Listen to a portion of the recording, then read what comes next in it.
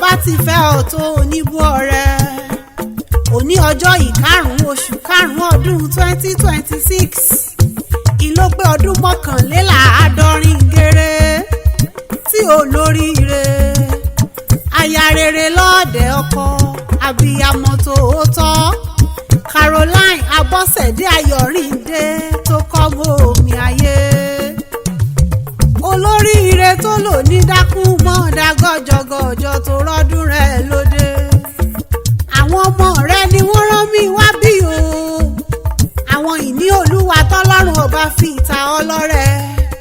Mrs. Abímbọ́lá Olúwaṣeun Àjọṣẹ̀, Mr. Blessing Abọ́ládé Ayọ̀rìndé, Mr. Abọ́lájí Ayọ̀rìndé àti Mr. Abísọ́lá Ayọ̀rìndé. Àwọn ni wọ́n bẹ̀ mí lọ́wẹ̀. Wọ́n ní bí ò sí ṣú kí là bá pè níyàn o. Bí ò ṣàgbàdo kí là bá máa pè lógi. Bí ò bá ṣèrè ńkọ́ ọ̀nà àti jàkàrà ti dí nínú ayé mi. Bí ò sí ìyá báwo là bá ṣe délé ayé o. Ìyá lọ́lọ́kọ̀ tó wá ọmọ wáyé. Òrìṣà bí ìyá ò sí rárá rárá. Abọ́sẹ̀dé mọ̀ gbọ́ bí mo ti ń wí o. Aya Ayọ̀rìndé mọ̀ fi gègé lọ́rọ̀ ẹnu mi. Mo fẹ́ ṣe kọ́mọkóbó. Mo fẹ́ rèlé àwọn bàbá rẹ̀. Abẹ́òkúta ní ìpínlẹ̀ Ògùn ti yá.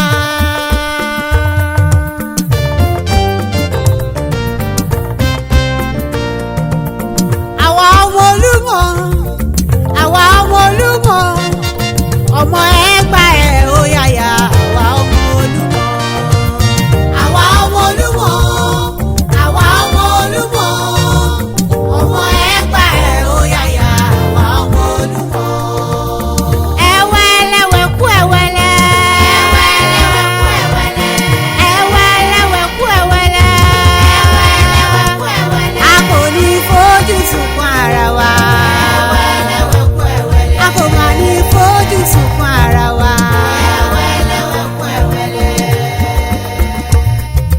Ẹ̀gbá ọmọ orò lọ́ta ọmọ Olúgbọ́njọ́ bí. Ọmọ asẹ́tìmù mi kíkan. Ọmọ yúnmùyúnmù lóró òkè o. Ọmọ líṣà bí ọmọ agbóngbò àkàlà. Ọba márùn-ún níbẹ̀ lóde Ẹ̀gbá gbogbo wọn ní dádé. Olúbàrà ọba ní. Àgùrá ọba ní. Ọ̀ṣìlẹ̀ ọba ní. Olówó dúró ọba ní. Aláké Ẹ̀gbá ọba ní ṣe. Ẹ̀gbá mo ṣẹ́yìn orò kí n tó ṣẹ́tẹ̀ eégún mọ́lú. Ọmọ orò ń pàgí orò ń pọ̀pẹ̀. Ọmọ orò tí ń pàgbà gúdá. Ọmọ òṣìlẹ̀kùn palẹ̀kùndé àríjì ògo lójú ogun. Àwọn kọ́mọ rẹ̀ sábẹ́ ewé o. Bàbá tẹ̀yìn gbọ́n. Wọ́n kọ́mọ tí wọ́n sábẹ́ Olúmọ. Ṣebí torí kógun mọ́ bá a kó wọn lọ ni. Ẹ̀gbá méjì wọn kì í jàra wọn níyàn. Bí kan bá ń pẹ́ báyìí sí ìkejì a sì mọ̀ pé bá a wà. Ọmọ àjọgbẹ̀rú ọmọ àjọgbẹ̀rú ọmọ àjọgbẹ̀kọ. Torí ẹ̀rù nísìnyí ẹ̀kọ́ kì í sí ìníyàn. Ọmọ òru là á ṣèkà. Ẹni bá ṣe lọ́sàn-án kan mẹ́bí kò ní fa ara rẹ̀ lọ.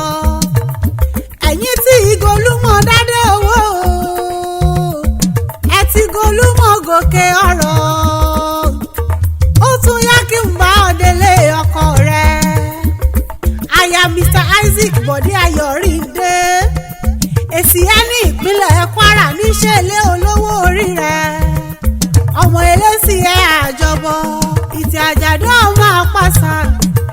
Ọmọ eléré àjọbọ. Ọmọ àgbọ̀mìrègún. Alátàrí bàbá nípọnmi lódò Esie. Olórí pẹlẹbẹ ní mú mi nílé àwọn bàbá yìí. Ìsàlẹ̀ Esie lẹ́lẹ́dẹ̀ gbé ṣẹ̀ṣọ́. Níbi pẹ́pẹ́yẹ gbélú agogo dẹ. Ọ̀rọ̀ gbẹ́nu ọmọ ojóra bíi ti ọ̀gẹ̀dẹ̀. Ọmọ afẹ́rẹ́ ṣọdún. Ọmọ ọlá. Ọmọ oyè. Òjò ṣàràṣàrà tí ń jí sàré lójú. Ọmọ alọ́lá lọ́dẹ̀dẹ̀. tòrò dìtẹ̀ mọ́ ọmọ arálejò gbé wọlé náà ìwọ jìnnà àlejò dìde ọmọ agbẹ́gilére ẹrú tó mọ̀wọ́ wẹ̀ ọkọ ni wọ́n bá jẹun lẹ́sì ẹ́ ọmọ arógun màsà ọmọ adìlẹ̀ ẹ̀ẹ́dógún mẹ́bí ni wọ́n po kì í lé ọkọ rẹ̀ ọmọ abáwọn rò mọ̀ jẹ̀bi èmi ò rí èèyàn tí ó rojọ́ fúnra rẹ̀ tí ó jẹ̀bi òkú ọdún o abiyamọ rere aya Ayọ̀rìndé ìyá Abímbọ́lá ìyá Bọ́ládé ìyá Bọ́lájí ìyá Bísọ́lá ó tẹ́lẹ̀ yípa o nínú àṣẹ ìrọ̀rùn gbẹ̀dẹ̀ nírọ̀ kókò lábàtà yóò rọ̀ ọ́ yóò tù ọ́ dọ̀jọ́ alẹ́ porogodo ní lórúkọ Ọlọ́run ọba